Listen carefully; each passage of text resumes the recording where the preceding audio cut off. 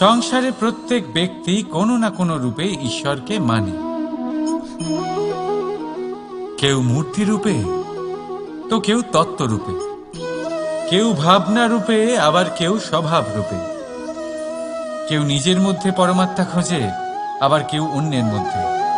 কারোর কাছে জ্ঞানই পরমাত্মা। সংসারে প্রত্যেক মানুষই কোনো না কোনো রূপে তার ঈশ্বরকে পেয়েই যান। কিন্তু একটা কথা বলবো, ঈশ্বর প্রথমেই নিজের একটা স্বরূপ পৃথিবীতে আপনার কাছে পাঠিয়ে দিয়েছেন। সেই স্বরূপ হলো আপনার মাতা, আপনার মা। সেই মা যিনি আপনাকে জন্ম দিয়েছেন, আপনাকে বাঁচতে শিখিয়েছেন, আপনাকে সংস্কার দিয়েছেন। যদি আপনি কখনো কোনো অনুচিত পথে অগ্রসর হয়েছেন, তখন তিরস্কার করে আপনাকে সঠিক পথে এনেছেন। যদি আপনি এই সংসারে অসফল হয়েছেন, তখন তার আঁচলের উষ্ণতা দিয়ে আপনাকে আশ্বাস জুগিয়েছেন। সেই সমস্ত কাজ করেন এই মা, যা ঈশ্বরও করেন। সেই জন্য মনে রাখবেন যে এই সংসারে আপনার সবচেয়ে প্রথম ঈশ্বর যদি কেউ থাকে, তাহলে তা আপনার মা। প্রত্যেক প্রতিমাতে ঈশ্বর নাই থাকতে পারে, কিন্তু প্রত্যেক মায়ের মধ্যে ঈশ্বর অবশ্যই থাকে। রাধা রাধা। এই সংসারে প্রত্যেক ব্যক্তি বড় কিছু করতে চায়, এমন কিছু যা এই সংসারে কেউ আগে কখনো করেনি। এমন জায়গায় পৌঁছতে চায় যেখানে এর আগে কেউ কখনো পৌঁছতে পারেনি। আর কেউ এতে সফলতা অর্জন করে। কিন্তু কিছু মানুষ অসফল হয় কেন? এটাই আমার প্রশ্ন। না তো তাদের ইচ্ছেতে কোনো কমতি থাকে, না কমতি থাকে তাদের চেষ্টায়। তাহলে কেন এরা পিছিয়ে পড়ে? এর উত্তর বড়ই সরল। এই সংসার। আপনাদের বলি কিভাবে। আপনারা সকলে সংসারে মহান কাজ করতে চান, সেই মান, সেই সম্মান পেতে চান যা এর আগে কেউ কখনো পায়নি। কিন্তু আপনার সমস্যা এটাও যে এই কাজে সংসার আপনার সাথে থাকছে না। বড়ই অদ্ভুত ব্যাপার। দেখুন, ভুলে যান গোটা সংসারকে। জীবনে একা একা এগিয়ে চলুন। গঙ্গোত্রী থেকে যখন একটি জলের ফোঁটা বেরোয়, তখন সেটা শুধু এক বিন্দু জল। তারপরে যখন সে তার যাত্রা শুরু করে অন্য জলের ফোঁটার সাথে মিশে, তখন সে স্রোতে পরিণত হয়, গঙ্গাতে পরিণত হয়। যদি আপনি জীবনে এগোতে চান, তাহলে একলা এগোতে শিখুন। নির্ভীক হয়ে, সাহসের সাথে, ধনাত্মক চিন্তা নিয়ে জীবনে এগিয়ে চলুন, একা এগিয়ে চলুন। আর দেখবেন সেই মান, সেই সম্মান আপনার জন্যই অপেক্ষা করে আছে। রাধা রাধা।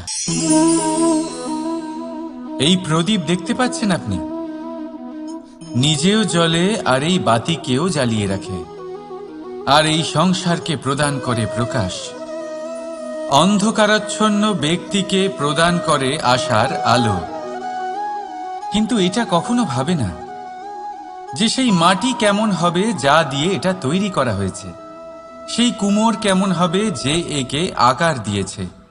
ভাবে না যে একে কিনেছে তার বাড়ি কেমন হবে, তা কতটা সুসজ্জিত। কিচ্ছু নয়, শুধু এই সংসারকে প্রকাশ প্রদান করে। আর হয়তো সেই জন্যই প্রদীপকে এত ভালোবাসা হয়। সে নিজের বা অন্যের বাড়ি দেখে কখনোই জ্বলে না। সে জ্বলে শুধু অন্ধকারের সাথে লড়াই করতে। তাই আপনিও নিজের ব্যবহার এই প্রদীপের মতো করে তুলুন। নিজের পরিচয় সরিয়ে নিঃস্বার্থভাবে কর্ম করে যান, আর নিজের জন্য এক নতুন, এক বিশাল, এক অদ্ভুত পরিচয় তৈরি করুন। রাধা রাধা। ভাবুন আমি কি করছি। আমি স্নান করতে চেষ্টা করছি। এই সরোবরে আমি আমার প্রতিচ্ছবি দেখতে পাচ্ছি। এবারে আমি যদি মনে মনে একথা ভেবে নিই যে আমার প্রতিচ্ছবির স্নান করা এর অর্থ হলো আমার শরীরে স্নান করে নেওয়া, সেটা কি সঠিক হবে? এমন কি সত্যি হয়? না, কখনোই না। কারণ আপনার শরীর স্বয়ং আপনার অধীনে। যতক্ষণ না আপনি নিজের শরীরকে ভেজাবেন ততক্ষণ আপনার প্রতিচ্ছবি ভিজবে না। এবারে আপনি ভাবছেন আমি এই অযথা কথাগুলি কেন বলছি। কারণ এই কথাগুলোর সম্পর্ক আছে আমাদের জীবনের অভিজ্ঞতার সাথে। আমাদের জীবনের এই অভিজ্ঞতা অত্যন্ত গুরুত্বপূর্ণ হয়। কিছু মানুষ এমন আছেন যারা সংকটের সম্মুখীন হতে চান না, কঠিন পরিস্থিতির সম্মুখীন হতে চান না, সেইগুলোর থেকে দূরে পালান। আর তার সাথে এটাও আশা করতে থাকেন যে বড় বড় সংকটের সম্মুখীন হওয়ার অভিজ্ঞতা আপনা আপনি হবে, সেই সাহস আপনা আপনি চলে আসবে। কিন্তু এটা কখনোই হয় না। তাই সংকটের সম্মুখীন হন তার থেকে দূরে না পালিয়ে। কারণ এই অভিজ্ঞতা বসে বসে কখনোই হয় না। তার জন্য আপনাকে সেই পথেই চলতে হবে যেখানে সংকট আছে, বাধা আছে, কঠিন পরিস্থিতি আছে। আর সেই পথে নির্ভয় হয়ে চলতে হবে, তার সম্মুখীন হতেই হবে। তারপর দেখবেন সেই পথে আপনার শক্তি, আপনার সাহস আপনার জন্য অপেক্ষা করছে। রাধা রাধা। অনেক উচ্চতায় পৌঁছতে গেলে আমাদের কি প্রয়োজন হয়? এর উত্তর বড়ই সহজ, সিঁড়ির। এবার এর মধ্যে একটা গভীর রহস্য লুকিয়ে আছে। আমরা যখন দ্রুত সিঁড়ি দিয়ে উঠি তখন কাউকে পেছনে ফেলে এলে তখন তাকে দেখে কি আমরা ছোট মনে করি? তাকে কি আমরা নিচু নজরে দেখি? যদি কাউকে ধাক্কা দিয়ে আমাদের এগোতে হয় তাকে দেখে কি আমরা উপহাস করি? যদি আপনার উত্তর হ্যাঁ হয় তাহলে এটা আপনার বড় ভুল। আপনার সিঁড়িতে যার সাথেই দেখা হোক মধুর সম্পর্ক বজায় রাখুন, স্নেহময় ব্যবহার করবেন, তার সাথে বিনম্র থাকবেন। কারণ যে সিঁড়ি দিয়ে আপনি উঠছেন মনে রাখবেন সেই সিঁড়ি দিয়ে আপনাকে নিচেও নামতে হবে। যদি এই সিঁড়ি না থাকে তাহলে নিজের বিজয় উৎসব অবশ্যই পালন করবেন, কিন্তু যারা পিছনে থেকে যায় তাদের নিয়ে উপহাস কখনো করবেন না। রাধা রাধা। এই সংসারে অসংখ্য মানুষ অর্থ আর সামর্থ্য দিয়ে মূল্যায়ন করেন যে কোনো মানুষের, নিজেদেরও আর অন্যদেরও। আর বহুবার অর্থ আর সামর্থ্য অর্জন করতে গিয়ে আমরা সময়, সম্পর্ক আর স্বাস্থ্য পিছনে ফেলে আসি। আমরা তার খেয়াল রাখি না। ভাবি যে একবার এই অর্থ আর সামর্থ্য অর্জন করে নেওয়ার পর তারপর সময়ও আমাদের কথা মতো চলবে, সম্পর্কগুলো আরো মধুর হয়ে যাবে, আর স্বাস্থ্যও আমাদের হাতের মুঠোয় থাকবে। কিন্তু এই অর্থের জন্য যখন আমরা এই তিনটেই হারিয়ে ফেলি তখনই আমরা বুঝতে পারি যে আমরা কতটা অর্থহীন ছিলাম। আর তারপরে সংসারের সমস্ত অর্থ সংগ্রহ করে নেওয়ার পরেও আপনি আপনার ফেলে আসা সময় কখনোই ফেরত পাবেন না, না সেই সম্পর্ক আর না সেই স্বাস্থ্য। সেই জন্য এই তিনটির মূল্যই বুঝে নিতে শিখুন অনেক দেরি হয়ে যাওয়ার পূর্বে।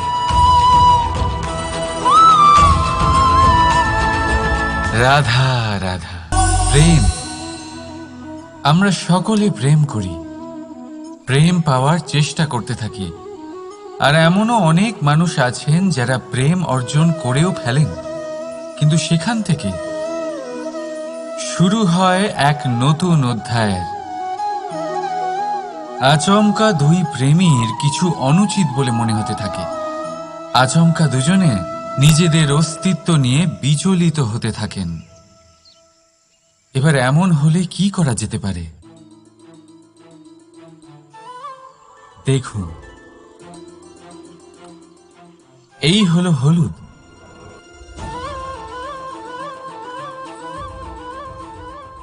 আর এই হলো চুন।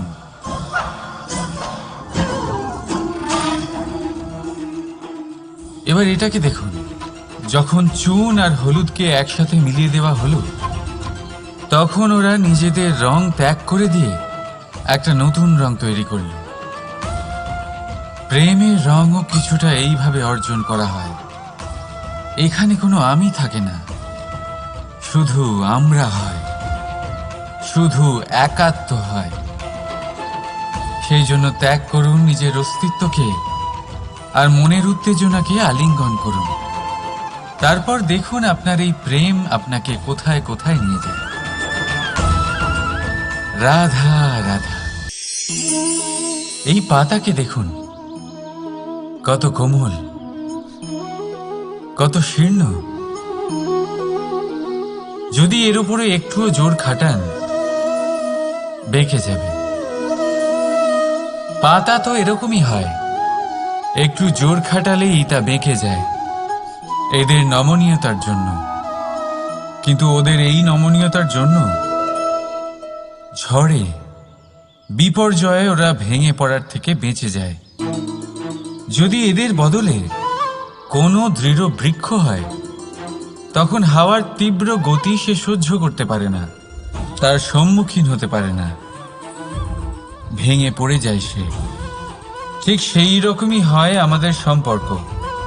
যদি এর মধ্যে সেই নমনীয়তা না থাকে, অহংকারের দৃঢ়তা থাকে, সেই সম্পর্ক নষ্ট হয়ে যায়। তাই আনুন এই নমনীয়তা আপনার সম্পর্কে, যাতে কাল যদি কোনো সমস্যা এসে দাঁড়ায়, এই সম্পর্ক যেন না ভেঙে যায়। একবার ওই আকাশের দিকে তাকান, সূর্য চন্দ্রকে দেখে নত হয়ে যায়। আর আমরা তো সাধারণ মানুষ, তাই সম্পর্ক নিচু করবেন না, সম্পর্কের সামনে নত হতে শিখুন। রাধা রাধা।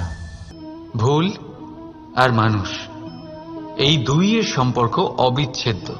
যেমন ডানা আর পক্ষী, যেমন ধারা আর নদী। যদি ভুল মানুষের স্বভাবের এক গুরুত্বপূর্ণ অংশ হয়, তাহলে ভাবুন, এতে লজ্জা কিসের? এতে লজ্জিত হওয়ার কিছু নেই। সেইভাবে দেখতে গেলে ভুল আমাদের নিজেকে আরো উন্নত করার সুযোগ দেয়, নিজেকে আরো ভালো প্রদর্শন করার প্রেরণা দেয়। এখন আপনাদের মধ্যে কেউ এর সাথে সহমত নাও হতে পারেন, কেননা অনেকের দৃষ্টিতে ভুল দোষের জন্ম দেয়, দোষ অপরাধের, আর অপরাধের কোনো ক্ষমা নেই, শাস্তি পাওয়া উচিত। কিন্তু আপনি কি কখনো ভেবেছেন এরকম কেন হয়? এর কি কারণ? এর কারণ হলো ভুল স্বীকার করাকে এড়িয়ে যাওয়া। যদি আপনি কোনো ভুল করে স্বীকার না করেন, তবে সেই ভুল দোষে পরিণত হয়, আর দোষ অপরাধে। তবে মনে রাখবেন, নিজের ভুল স্বীকার করা সেই ভুল সংশোধন করার পথে প্রথম পদক্ষেপ হয়ে দাঁড়ায়। আর সর্বদা মনে রাখবেন, অপরাধ হলো সেটাই সময় মতো নিজের ভুল স্বীকার না করা। রাধা রাধা।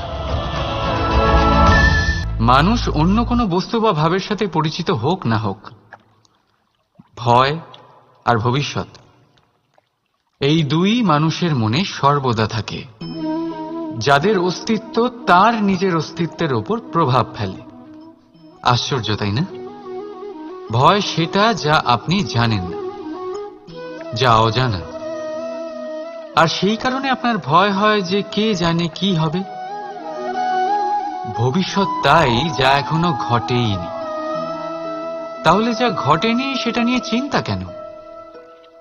আপনার হাতে আছে বর্তমান। বর্তমানের কর্ম সত্য মন নিয়ে করুন, আর ভাবুন যে নিজের কর্ম আরো ভালোভাবে কি করে করা যেতে পারে। আর নিজের উপরে ভরসা রাখুন।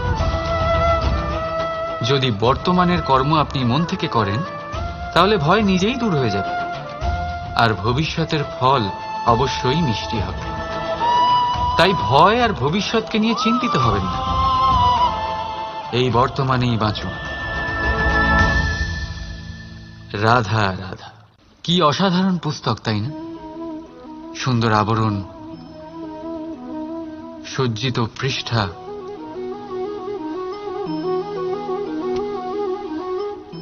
কিন্তু একে কি সত্যিই অসাধারণ পুস্তক বলে গণ্য করা যায়? এটাতে যা লেখা আছে তা কি সত্য, প্রেরণাদায়ী, আমাদের জন্য মূল্যবান? কি করে নিশ্চিত হওয়া যায় এই বিষয়ে? এবার আপনারা বলবেন, এ তো সহজ ব্যাপার। আবরণ দেখে পুস্তকের গুণ বিচার করা যায় না। তার জন্য আপনাকে সেটা পড়তে হবে, সেটা বুঝতে হবে, সময় দিতে হবে, তাই না? একদম ঠিক ভাবছেন আপনারা। আশ্চর্য বিষয় হলো এটাই, একটা পুস্তকের ব্যাপারে আপনারা এই সব কিছু জানেন, কিন্তু কোনো ব্যক্তির ব্যাপারে আপনারা এইসব কথা নিয়ে একদম ভাবেন না। ব্যক্তির মূল্যায়ন তার বস্ত্র দিয়ে, তার শারীরিক রূপ দিয়ে বা তার সৌন্দর্য দিয়ে করা যায় না।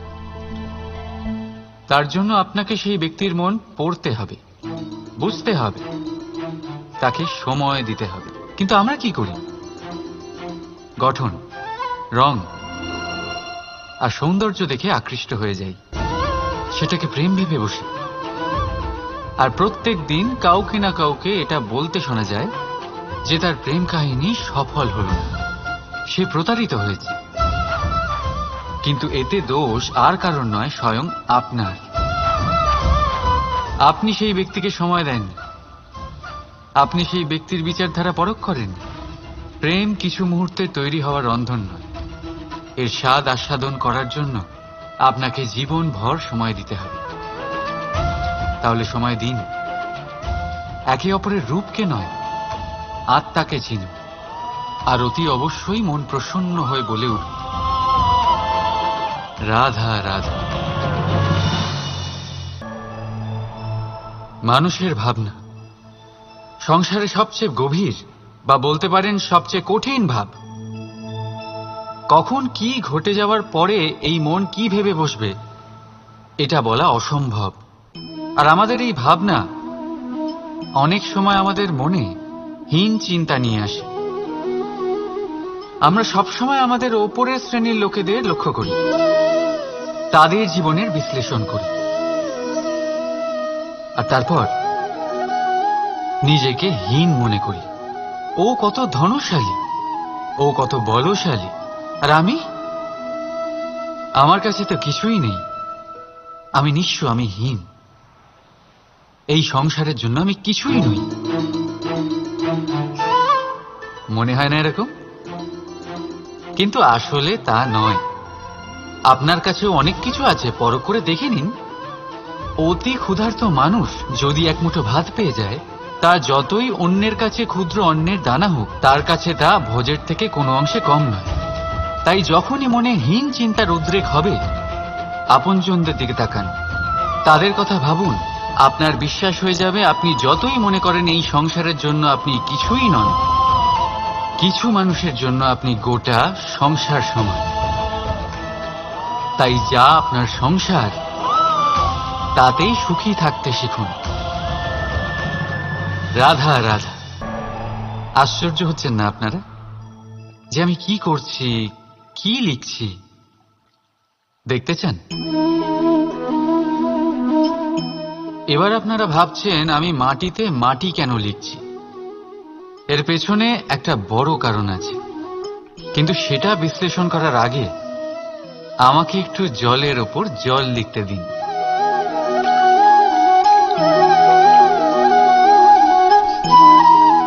কি হলো? যেটা আমি লিখলাম সেটা দেখা যাচ্ছে না কেন? তাহলে এবার শুনুন আপনাদের প্রথম প্রশ্নের উত্তর। মাটিতে মাটি লেখা যতটা সরল, ঠিক ততটাই কঠিন জলের ওপর জল লেখা। সম্পর্কও ঠিক এমনই হয়। তৈরি করার সময় মাটিতে মাটি লেখার মতো সরল, আর পালন করার সময় জলের ওপর জল লেখার মতো কঠিন। এবার প্রশ্ন এটাই হলো, জলের ওপর জল কি করে লেখা যায়?